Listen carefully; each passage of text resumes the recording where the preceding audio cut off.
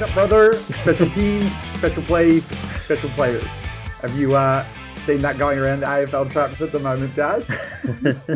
I have seen a little bit of that. A bit like Rory Lobb with his TikToks with his missus, I think. I think Kane Corn suggesting that maybe he could say no to that every now and then. So. Never play AFL again, but no, that was our little welcome. Welcome, Daz. How are you? How was the weekend? It was a ripper weekend. Some really good games of footy. We saw a couple of sides break through and win games that hadn't won all year, and Carlton, I guess they're going to drop a close game eventually. And yeah, I feel for Freo coming out of the weekend. They put in a mountain of work in Adelaide over 2 consecutive weekends and got nothing for it when they probably deserved a bit more than that. So. Yeah, well, I mean, there was definitely a few highlights. Brisbane were magnificent against Melbourne, and for whatever reason, they just Brisbane love losing at the MCG, but when they play Melbourne, they just want to turn up.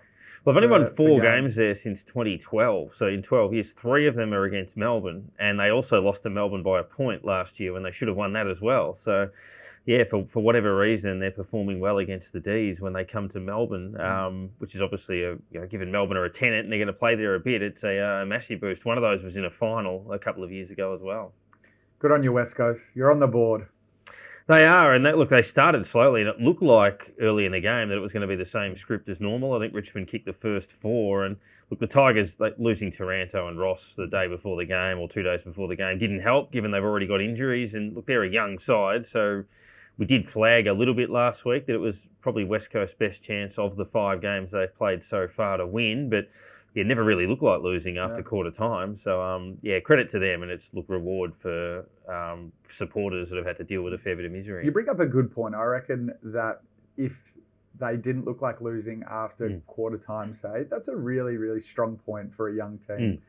Usually they can be in the lead at 3/4 time and get run over late just from lack of experience, game experience, maybe from their young side. So, no, it was great to see the West Coast Eagles get on the board. Couple of lowlights, Daz, for me, Hawthorn and the Western Bulldogs were 2 of them. I mean, Hawthorn lost by 50 plus points to Gold Coast. I think that's actually probably more of a wrap on Gold Coast. They're playing great footy, but we were right about laying the Dogs a couple of weeks ago for the top 8. They've drifted massively in that market.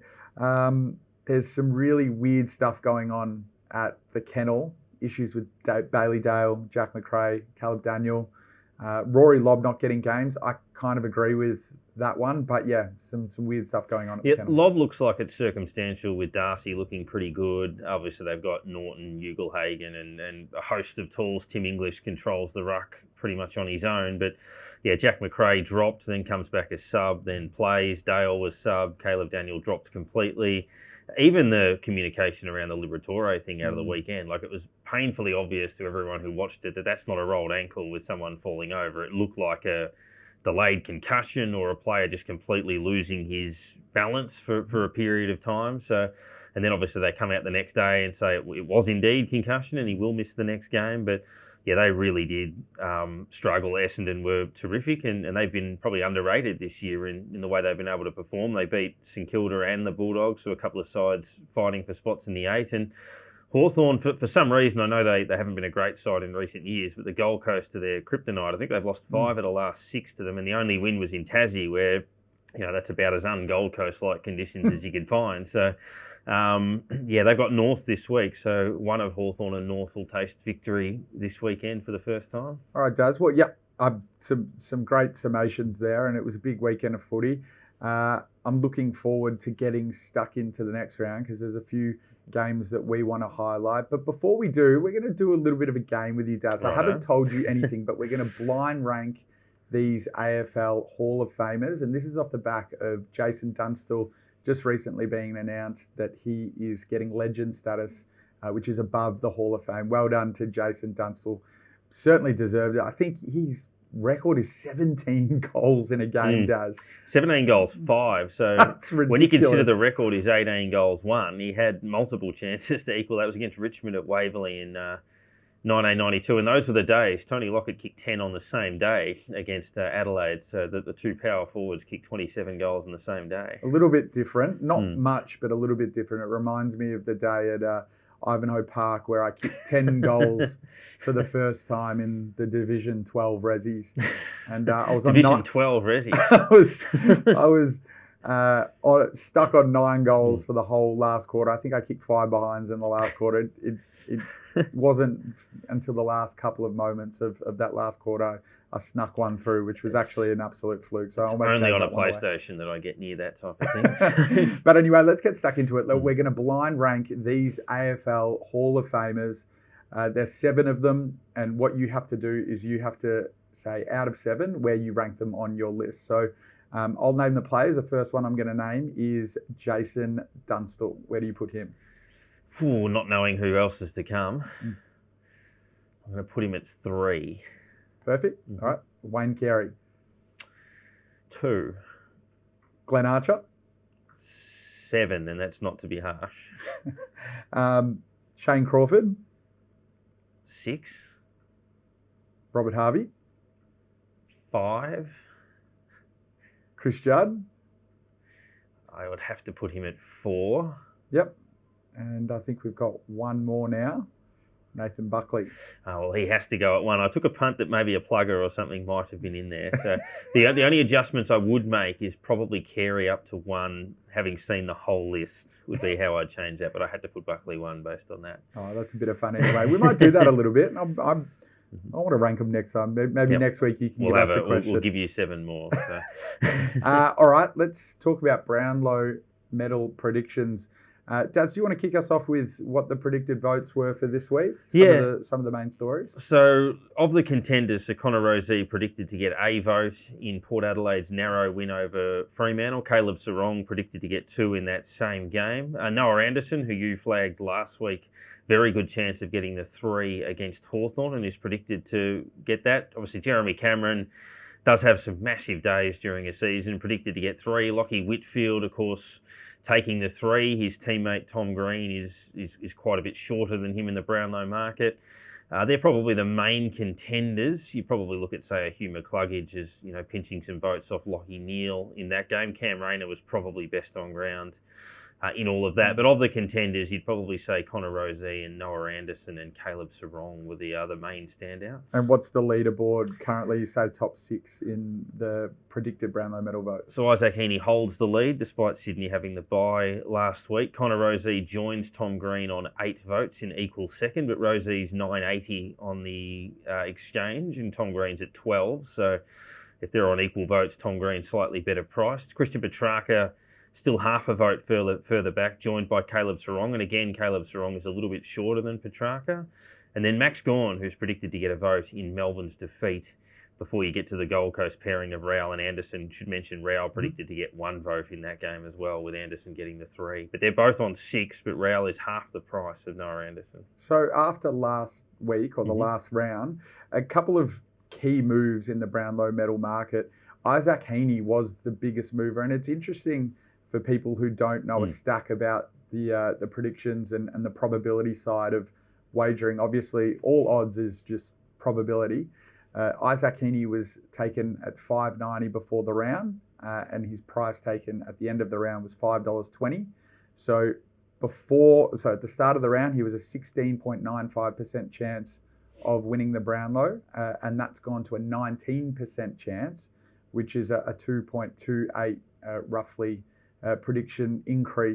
probability increase there. So yeah, Isaac Heaney was the biggest mover, even though Caleb Sarong went from $14 into $11.50. He was and Heaney couldn't get any votes. Yeah. And he was the second biggest mover there. A couple of ones that I want to talk about is Zach Merritt. He's gone from $38 into $25. And I want to ask you about Zach. Is he a player that could win a Brownlow medal? Has he got sort of that profile? Well, he was highly rated last year but got suspended. So he was high up in the predicted votes last year but could never win. And I think on the night he still went pretty well. So we didn't really talk about him 12 months ago just because we couldn't really. But yeah, definitely. I mean, Essendon are 3-2. If they win half their games this year or sort of just in or just out of the 8th, then that gives them a really good chance. I mean, he's clearly their best midfielder, even though you've got Parrish and these sorts of players. So, yeah, I think he's got the profile because he's reasonably dynamic. He's a good user of the ball. He's got a bit of pace. So, yeah, and in a side where they don't have, say, 4 superstar midfielders like a Giants or even a Melbourne, then it gives him a very good chance. Well, I'll leave my opinion until buy, hold and sell, because I'm going to talk about Zach Merrett there. The last one, as you mentioned, was one of my betting strategies last week to back Noah Anderson in the Brownlow Medal. You were getting between $55 and $65, which I thought that price was way too much considering I think he is Gold Coast's best player, best midfielder. I think he's the one that umpires are really going to look at because he can hit the scoreboard and he just gets so much of the footy and he's good with it too. He was $55, $65 at the start of the round into 36. He was the fourth biggest mover of the round. He's changed about that almost 1% probability increase. Noah Anderson was fantastic on the weekend, and I'm tipping he's just going to continue that red-hot form. How many sides have three midfielders that could potentially win a Brownlow Medal? So, I mean, you look at Melbourne, Petrarca, Oliver. Is there a third in there? Viney, probably not quite. I mean, Viney... He maybe can poll votes, and then there's obviously Max Gawn, obviously Ruckman don't get votes, but Max Gawn, I think, I can't remember what year it was, but I reckon he was close to the Brownlow Medal favourite one year. Yeah, and I think so. He absolutely bombed. I think he only had 12 votes or something. So the umpires clearly aren't looking after the Ruckman for some reason. I'm not sure why. But I mean, you've got Matt Rowell, Noah Anderson and Tuke Miller, who have all been top 5 in the markets at various points this season, all in the same midfield at the Gold Coast. So, the Giants, Tom Green, then you throw in like Cornelio, little injury for him, and then somebody like a Lockie Whitfield. But yeah, Rowell, Anderson, Miller is a pretty good big three to have in that group. Any potential Brownlow bets you're having off the predictor this week? Yeah, for buy, hold and sell, I'll have a couple. I do like the odds on Patrick Cripps still. I know not necessarily votes, but he's close enough and in good enough form. And I think Walsh coming back in will still help him in a lot of respects. Just, having him get a bit of attention. Cripps is a very noticeable player, so I still don't mind his price. Yeah, perfect. Well, let's go to buy, hold and sell. You got a bit of a momentum there. You spoke about Patrick Cripps for the Brownlow, and you also want to talk about Tom Green. Yeah, so Tom Green rated on a par with Connor Rozee as second favourite. Rozee, you'll get about $9.80, whereas Tom Green's out at the $12 mark. So I still think Tom Green, played another very good game on the weekend. He represents pretty good value for me. He's a big, strong midfielder. He's now the star of that already elite group. So I think I don't think he should be double the odds of Isaac Heaney at this point. I'd have those two on a par. My buy, I've got two, and I'm going to go through them. First one really quickly, because I bought Bontempelli last week. I'm going to buy him again because he was poor last week, just not his usual self. Didn't get as much of the footy. He should bounce back after a quiet game, obviously, against the Saints. He averages 28 touches without Libba, and we know Libba's not going to be playing. He won't be in the side due to concussion this week, and has averaged 25 in his last 5 games. So he's still in really good form. I just am waiting for him to explode a little bit. He's a player that puts his team on his back, and without Libba, who is the vice captain, I think he's going to do that this week. The other one we spoke about a little bit before is I'm definitely buying Zach Merrett because he is in scintillating form. He averages 31 touches and has done in his last 5 games. And he's not a rinky-dink sort of touches players. He's very, very effective with his disposal. And I've watched him a lot this season and thought, geez, how has he hit that target? How has he hit that leading player coming storming at him? And I think he's just a fantastic user of the footy. Very damaging. So I'm going to back Zach Merrett because not only is he Essendon's best player, but he also loves playing against Adelaide. He's averaged 34 touches against them in his last 5 games, 39 in his last game against them. Loves Adelaide Oval. If Essendon are able to win that game at Adelaide Oval, which I'm not ruling out, he will get the 3 Brownlow votes. Yeah, I think that's a very good possibility. His vision in traffic is some of the best in the competition, where you'll see him at the ground. It clearly stands out, where he'll look inboard and find players that no one normally even looks for. So yeah, he's a very smart footballer. $38 into $25 this week. Look for that to get into 15 if he can get 3 votes. And we saw how quickly players can firm in the market. Butters just came from absolutely nowhere and ends up being $4 on the exchange when he was in ripping form. So I'm going to back Zach Merritt because I think he's a real form player. And on Zach Butters, he's very lucky to still be eligible for the Brownlow after the weekend just gone. Yeah, that's right. My hold is Lions top 4. They showed they were back in business on Thursday night. That was very impressive. But their next 2 weeks, they've got Geelong at the Gabba, which is a big test for the Cats as well. Then they play the Giants away. So we'll find out, I guess, how fair dinkum their form revival is over the next 2 weeks. They're $1.50 for the top 4, which is quite short. There are a few shorter than them, but they're much shorter than Collingwood, for example, who are at the same win-loss record. So I'll just wait and see. I don't think the Brisbane Lions will move too much on that price if they win this week. But yeah, I'll just keep an eye on them to see if their form revival is legitimate. Go through your sell as well. Not selling him, but Harley Reid obviously shortened quite a bit in the Rising Stars into, I think, $1.95. Now, I know there's some injuries around a few of the others, but I still think it's a fairly even field. It's not so much that I'm selling him, it's just I can't even contemplate backing him at that price. Do you remember, I'm not sure whether it was the last draft, but there was a lot of commentary about the level of standard in the draft across the whole thing, and maybe it was a weaker one than in previous years. Have you been impressed with any of the Rising Star crop this year? I mean, maybe a little bit more than impressed. Look, a few of them that have got nominations have come out of last year. So Wardlaw played last year, Darcy played last year and got nominated. Yeah, I mean, there are a few that have shown a little bit. Sanders at the Bulldogs. Windsor has been all right at Melbourne. Darcy Wilson at the Saints has been okay in the first month or so of the year. So, look, nothing phenomenal, but I think the talent on display has been pretty solid. But I just remember doing this show last year and being like, wow. Yeah. This rising star crop is just simply incredible. At this point now, I mean, Harley Reid's shortened into odds on now, $1.95 for the Rising Star medal. I just think that's because there's nothing else. Like George Wardlaw really hasn't lit it up. Like he's been impressive, and he's a young player in a team that's not going well, so he's got a really tough job. Been impressed with Riley Sanders, but like he's still just showing those spurts. I think they're going to be really good long-term players, but in terms of Rising Star seasons, we're not really getting players that just, are consistent every day, every week. They're doing more than just a few special things. I think Harley Reid's first few games, he was not doing too much, but he would do a couple of special things. But I have to admit, he was very, very good on the weekend. Yeah, he was. And look, he nearly got the nomination the week before when they were competitive against Sydney. So a weekend just gone, he's had 27, 7 clearances, 6 inside 50s, 12 contested possessions, kicked a goal.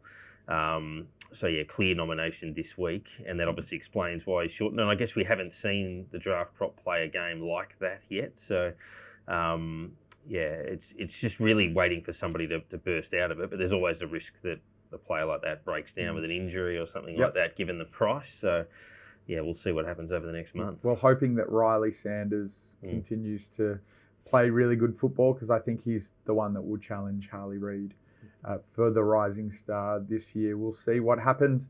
Daz, let's have a look at next round. Any games that have caught your eye? Obviously, Thursday night we've got the Saints taking on the Western Bulldogs, is it? Yes, and then Super Saturday, that's probably where I want to look. 3 games in a row on Saturday. Collingwood, Port Adelaide at the MCG. Really intriguing game.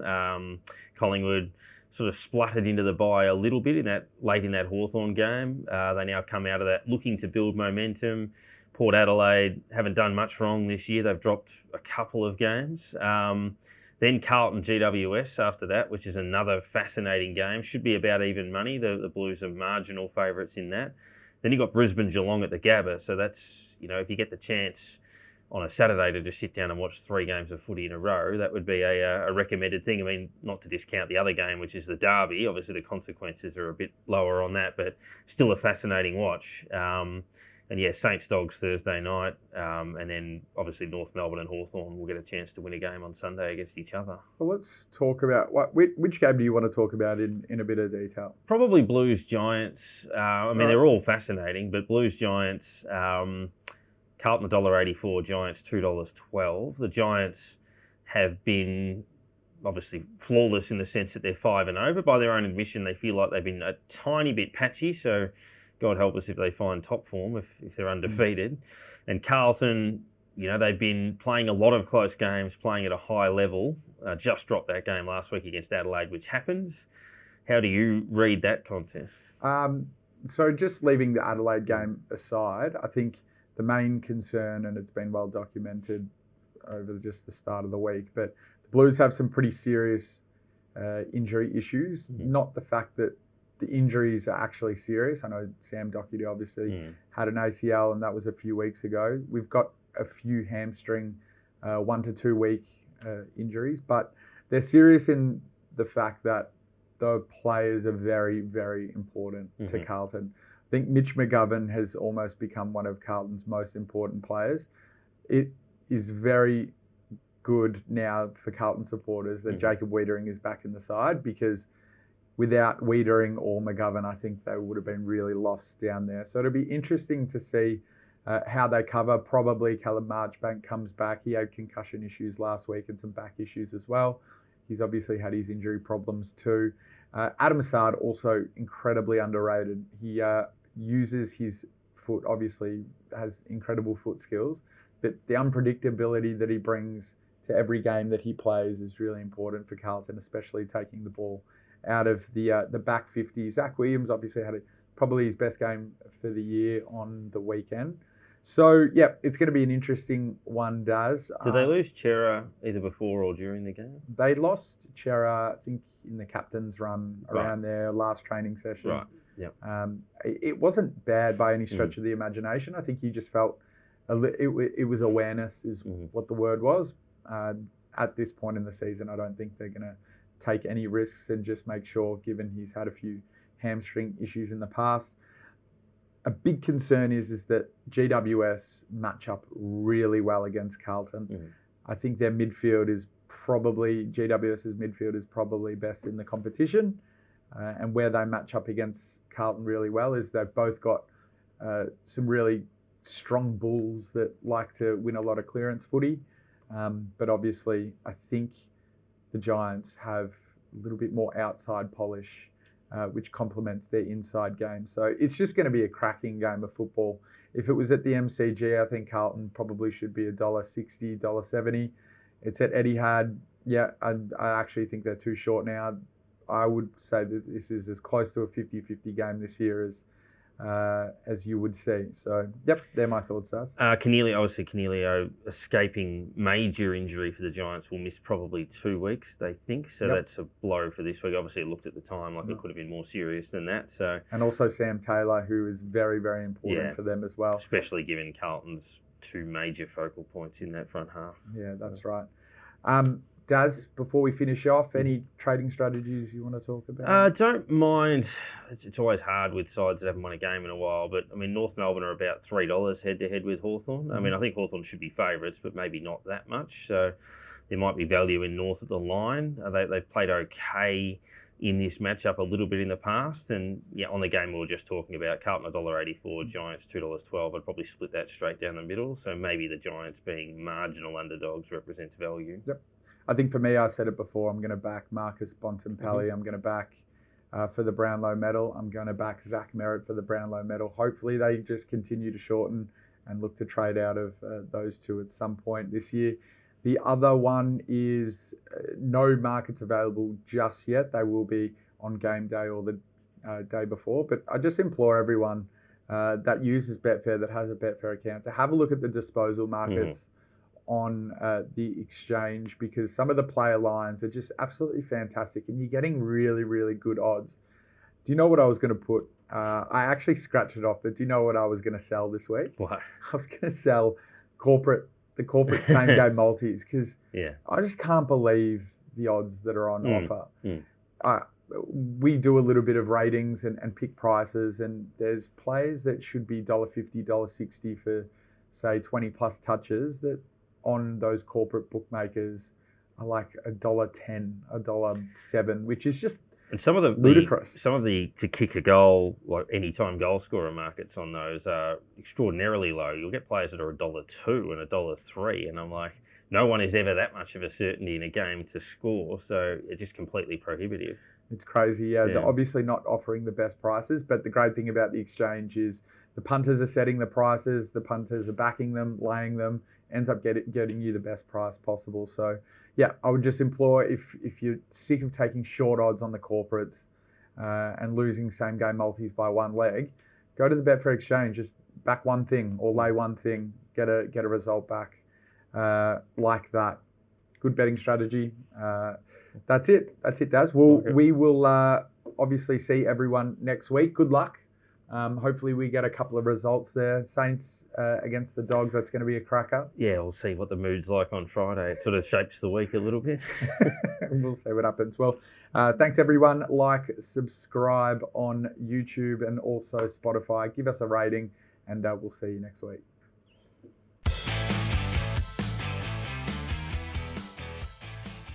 What are you really gambling with? For free and confidential support, call the number on the screen or visit the website. Hey there, footy fans. If you're enjoying all the banter and insights on AFL Trade Talk, we would love it if you could hit the subscribe button. Your support means the absolute world to us and ensures that you'll never miss an episode.